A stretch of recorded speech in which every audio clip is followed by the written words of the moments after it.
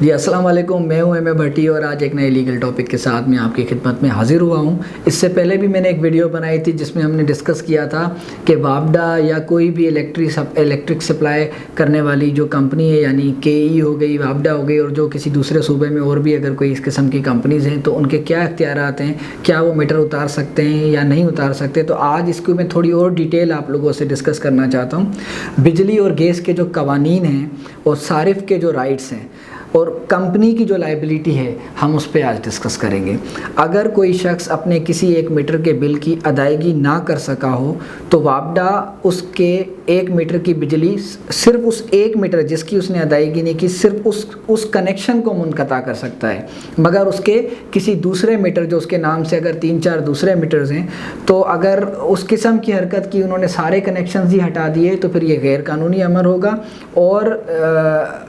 جب وہ اس کی ادائیگی کر دیتا ہے ایک اس میٹر کی تو وابڈا لائبل ہے کہ وہ جا کر دوبارہ سے اس کا کنیکشن بحال کرے۔ یہ ایک ججمنٹ تھی 1995 CLC 739 میں، جس میں عدالت نے اس بات کو واضح کیا تھا کہ صرف اس کنیکشن کی بجلی منقطع ہوگی جس کی پیمنٹ نہیں ہوئی۔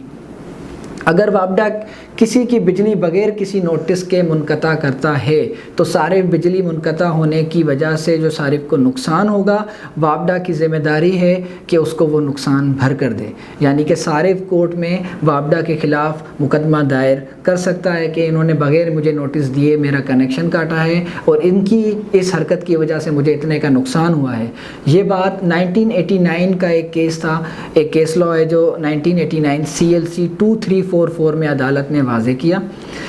اس کے ساتھ ہی اگر صارف کی بجلی وابڈا منقطع کرتا ہے اور صارف اگر 120 دن تک بجلی بحالی کے لیے درخواست نہیں دیتا تو صارف کا کنیکشن مستقل منقطع تصور ہوگا۔ 1989 MLD 3306 میں یہ بات واضح کی گئی۔